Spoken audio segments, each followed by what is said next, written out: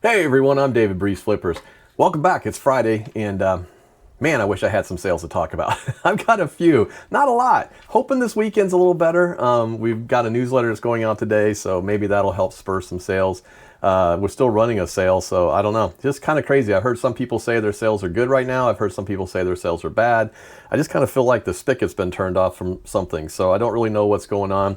But I thought I'd take this opportunity today to talk about what sold, but also a little bit about the reselling landscape for 2026. I kind of did some research and looked up some stuff because this ties into what I was just recently talking about in my last video about my plan to make the plan here. Actually, I'm starting the plan. We're actually going to start working on it today about where we're going to be in the next 3 to 4 years so that we can retire from our jobs and actually do this full time and how we're going to do that. So we'll get into that a little bit. And, it's like I said, because I'm planning because I am part-time, I'm planning to go full-time at some point.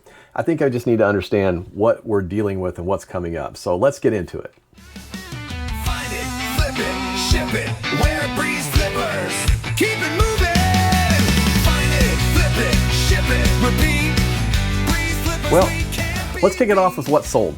And like I said, we're not talking about a lot of sales here. I did have a few things actually that went out, I think, yesterday. So we'll pop those up on the screen too. It did go bing, bang, boom. Like, we had some sales pop in and I thought, oh, maybe it's starting. It started, but then it slowed down again. But I'll pop these up on the screen real quick because they already shipped. But we'll go to the first one.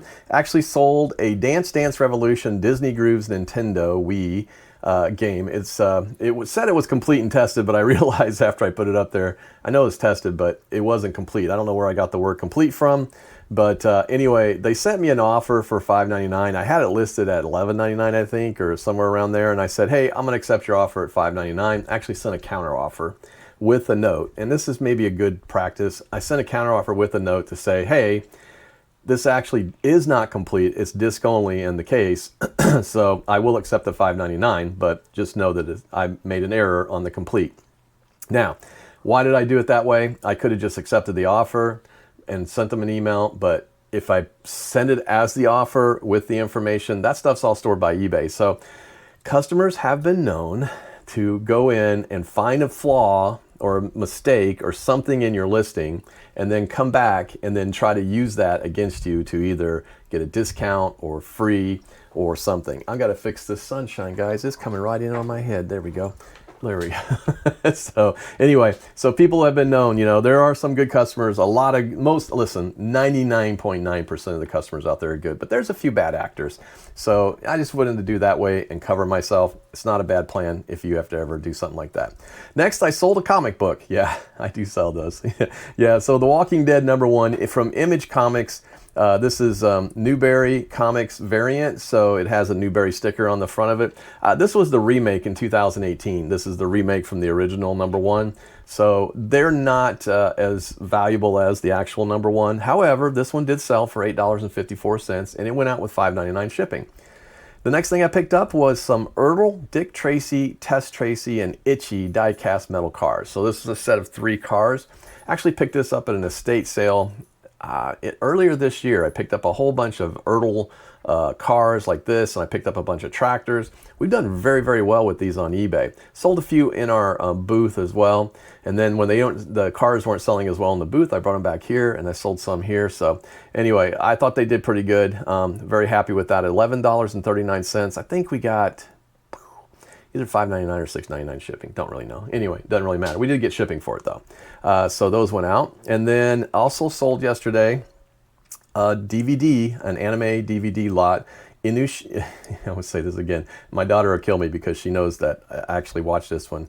Inuyasha Castle Peach Girl and then Kayokera Mayo. Anyway, and Shio Viz. Anyway, it's from Viz. And these are pretty good little DVDs. They were in really good shape. I sold them for $15.33. I got $5.99 shipping. Those went out media mail.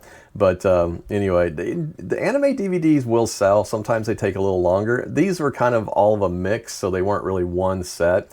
But we've sold some of the One Piece and all those different ones. So anime does sell, guys. If you pick it up, it will sell. Even the vintage anime books that I do have a bunch of them, and I have sold quite a few. So I might at some point though next year look at the ones that haven't sold yet. May just run a sell on Dibdit. Dibbed by the way, guys. If you get a chance to go to Dibbed, go check it out. It is a lot of fun. DIBDIT.com. You can use Breeze Flips, get $5 off your first $10 purchase.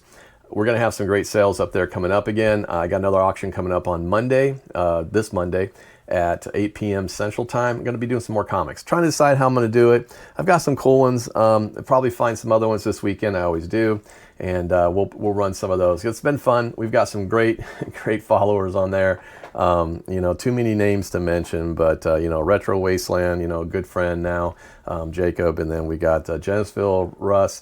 There's all kinds of guys, like Dr. Scott bought a bunch, Scott. So anyway, appreciate all of y'all that come to the show, that have come to the show. They have gotten some fantastic deals, and I threw in a bunch of freebies on the last one to a couple of those guys that paid a bunch for comics, and they got some really good comics though. So I was excited. It was really fun to have, and they just make it fun because, it's just kind of a great little community. So go check us out, guys. It's a lot of fun. All right, what sold overnight tonight? First thing. Yeah, I'm still selling these guys. This one is July 1991. It's I'm sure somebody got it for the interview with Spike Lee. Justice William Brennan, the Supreme Court Maverick, breaks his silence. So this is 1991. I don't remember Justice William Brennan. I should have paid more attention. And then the U.S. wasn't the big winner in Kuwait. Well, there you go. That's some hard-hitting stories there, and something about tall girls. Anyway, I'm got these things on sale right now, guys, and I am trying to get rid of them because I want the space. $2.46 and $7.99 shipping. Those are easy ships too, guys. I've never shown anybody how I did that, but I basically take a 9x12 piece of cardboard that I have. I buy the inserts. They're basically just 9x12s. And I tape the corners, tape the edges, and then so everything is taped in that cardboard, and it really doesn't move anywhere. Put that inside of I think it's like the 13 by 11 padded envelopes from eBay, and I've, knock on wood, have had no issues with them. So they've done very, very well. This next thing that sold, it's kind of hard to see, but I'll put it up here. First of all, you could just see the screen. All right, so again, I told you guys that my wife used to work for Disney, and she used to get a bunch of these little things when they were doing like different promos and stuff. So this was one of them. I'm pretty sure she got from the Disney store when she was working there. But I also had found a George McGovern for President button in there. You can kind of see it in the background, and then you can see this vintage Garfield one.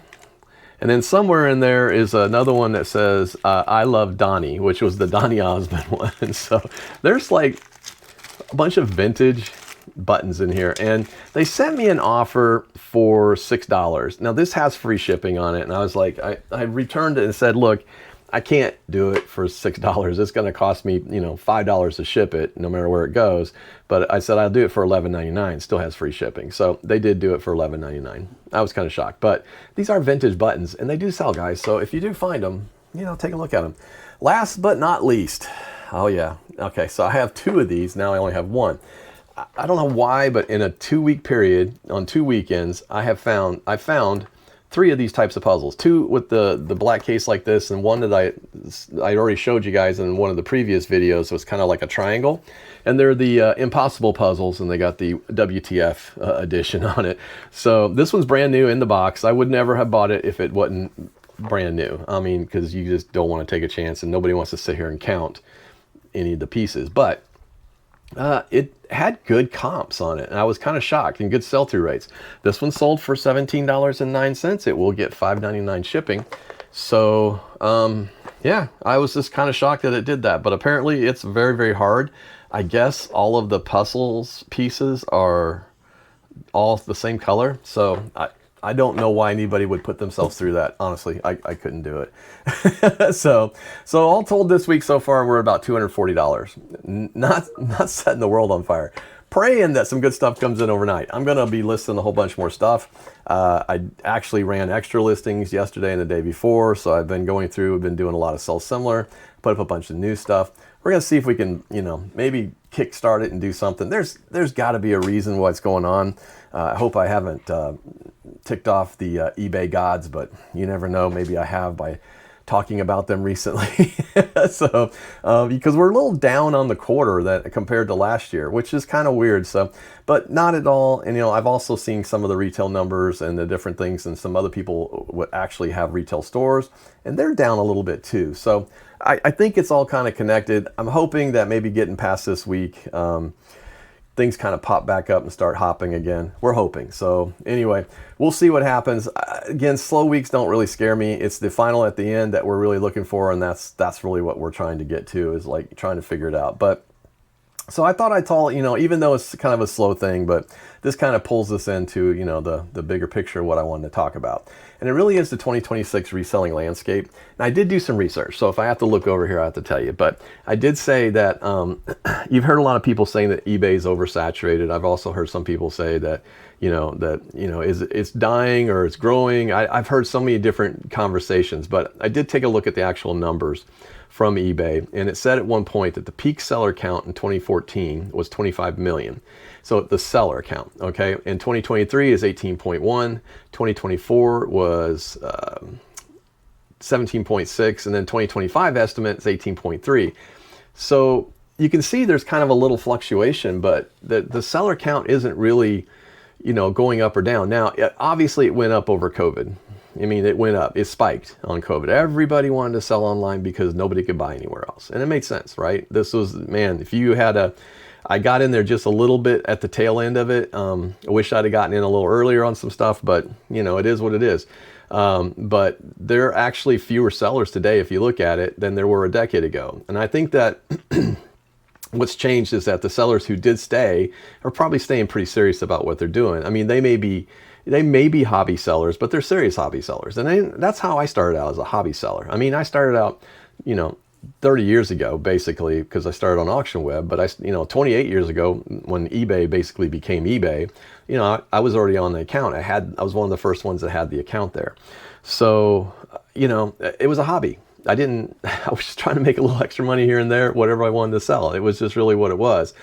But I think, I think that the field of sellers, really didn't shrink. I think it's just that maybe the hobby sellers or the amateurs or the people that just really were just in and out of it, maybe that did. Because let's face it, at one point, this was a pretty good gig, and it still is. I personally still think it's the best side gig out there, right? But at one point, it was a pretty good gig because there really wasn't anything else to do. I mean, pizza delivery really didn't start until, think about it. I remember the first pizza delivery, I was 16, and we had a place called Krusty's that I worked at. That was really the first delivery that was in our town that delivered. And that was back in 1982 or 83. So, a lot of different things. You didn't have a lot of places to go and do, but now there's a lot of gig work out there, right? You can drive an Uber, you can drive Lyft, you can do all these different things. You can deliver pizza part-time. There's a lot of different things. So I kind of wonder if maybe the eBay thing kind of slowed people down, that they just it wasn't for them, or they didn't want to deal with fees, or they didn't want to deal with pictures, or they didn't want to deal with the computer. There's a lot of different reasons. It's much easier to go drive a car and deliver somebody or food, right? It really is when you think about it. But when you start looking at the opportunity that's out there, the buyer base for eBay is still massive. 134 plus million active buyers. And then there's over 2.4 billion listings on eBay. It's still one of the biggest. It's the 800-pound elephant in the room, right? So I don't think the buyers disappeared. I don't think demand has disappeared. I think maybe the competition's just gotten smarter, and that's what's making it more challenging. Let's think about it. eBay was the game. Amazon came on. There's a lot of things that changed, right? So I think in 2026, I think the race isn't going to be for those who have the most stuff. I think it's going to be who can get their stuff seen. That's really what it's going to boil down to. And I was looking at too, so that, the e-commerce after COVID, there was a permanent shift in the marketplace.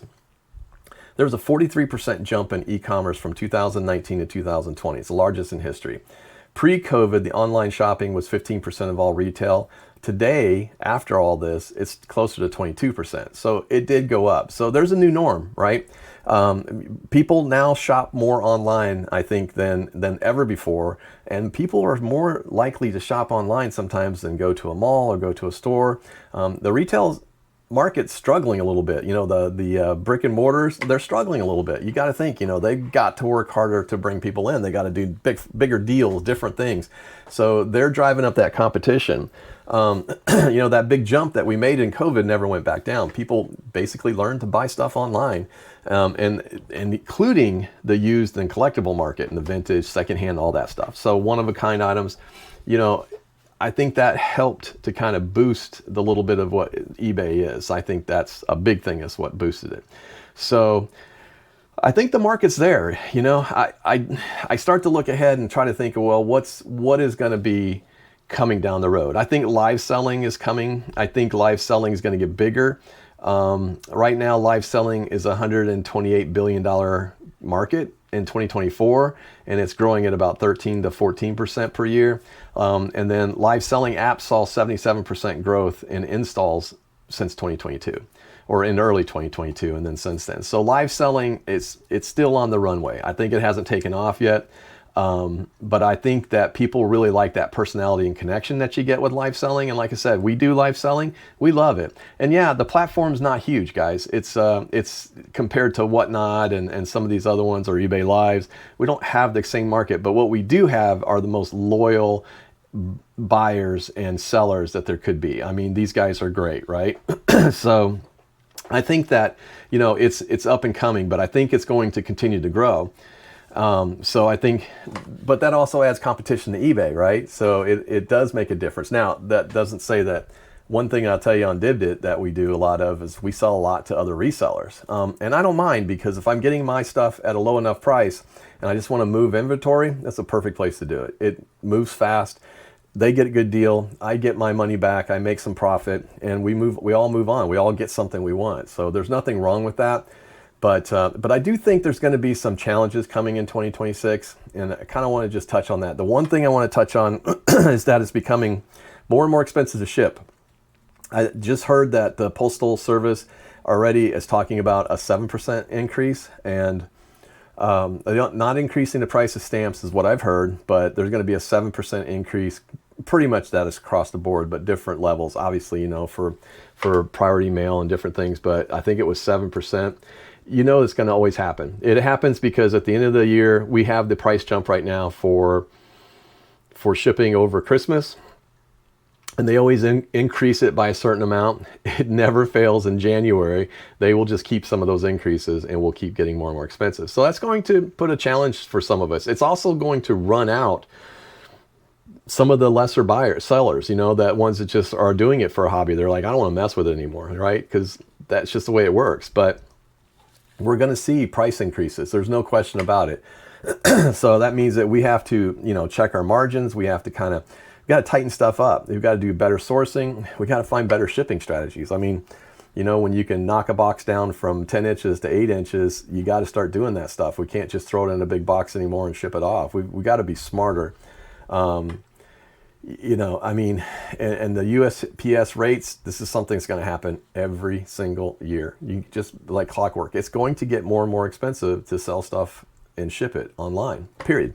So if you do free shipping or if you do flat rate shipping, it's a challenge, guys. I mean, I'm looking right now, and realistically, I'm probably going to have to raise my rates on my hat shipping.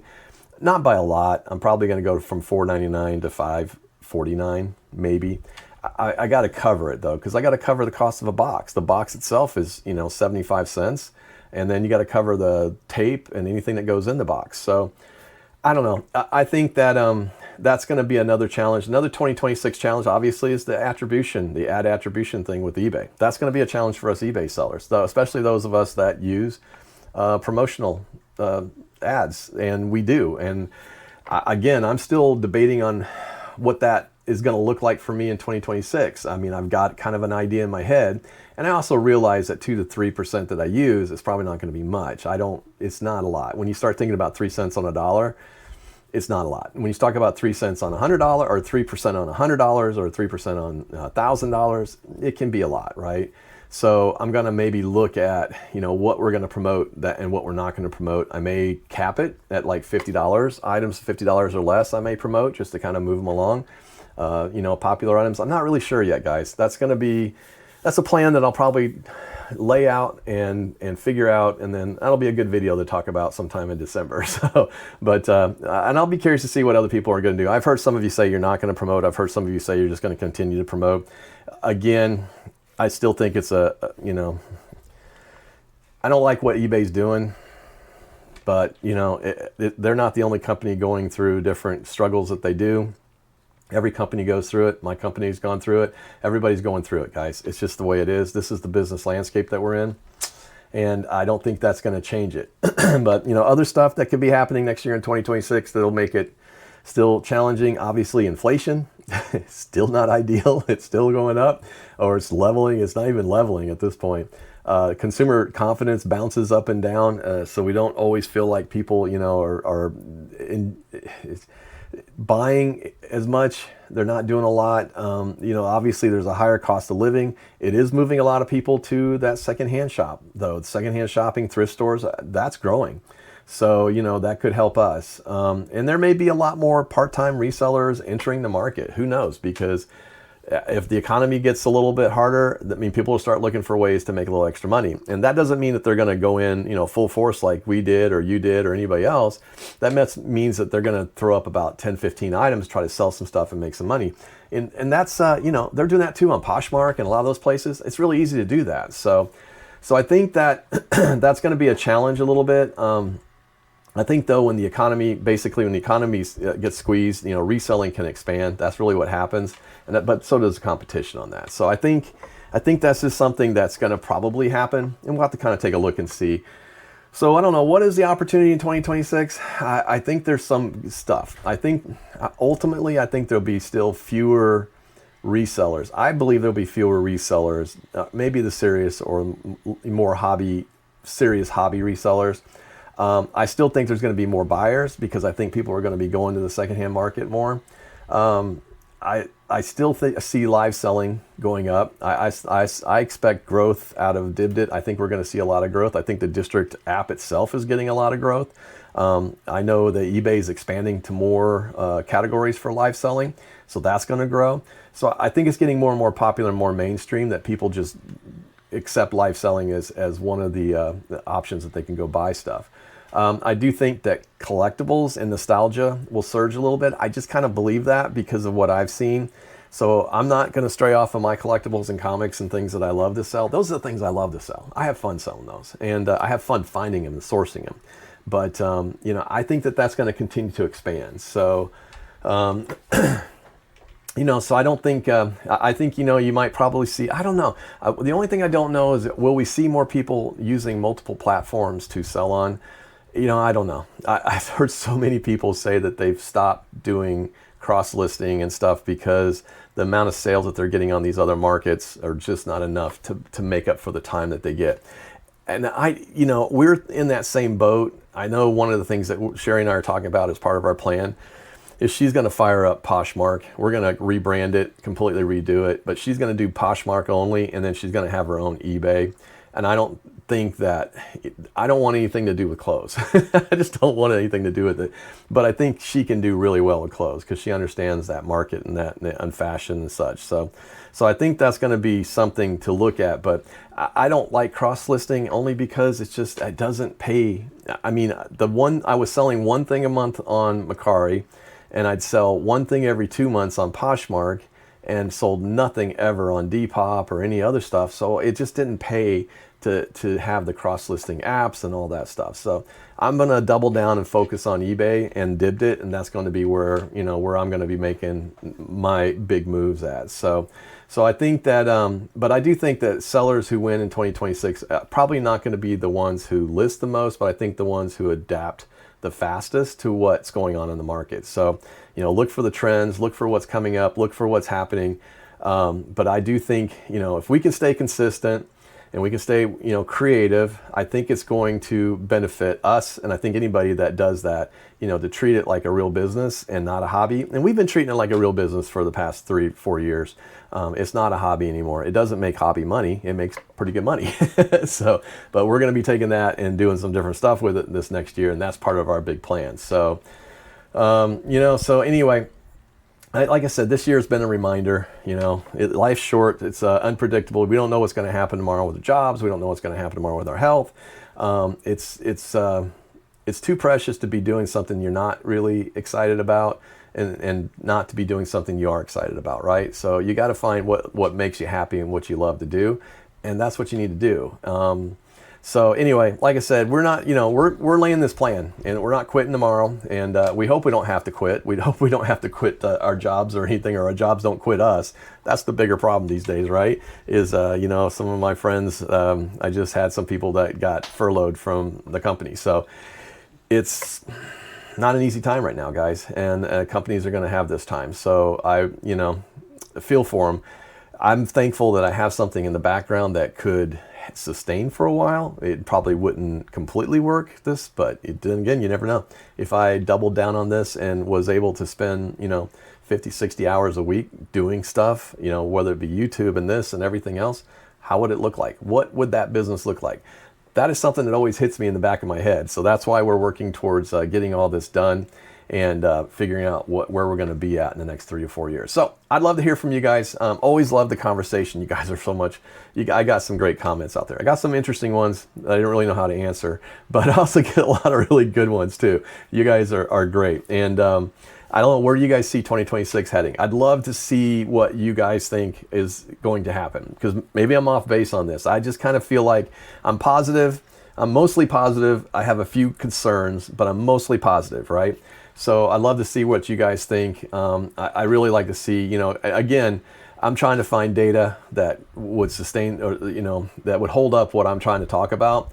And if you guys find some other data, let me know. Love to know what you guys find. If you get a chance, I appreciate everybody that has liked and subscribed. You guys are wonderful. We are working to build this channel and continue to build it up to our 1,000 and more. And we're almost there. You guys have done so much for us, and we appreciate that. So I hope that this has maybe helped you guys or opened some of your guys' eyes a little bit on some stuff. It did on me when I started doing some research. So it got me thinking about some different stuff and what needs to happen in 2026, and got to start laying that foundation now. Even with a month to go, or a month and so to go, it's time to start kind of getting this stuff together and figuring out what's next. So I hope your guys' weekend is great. I hope our weekend picks up.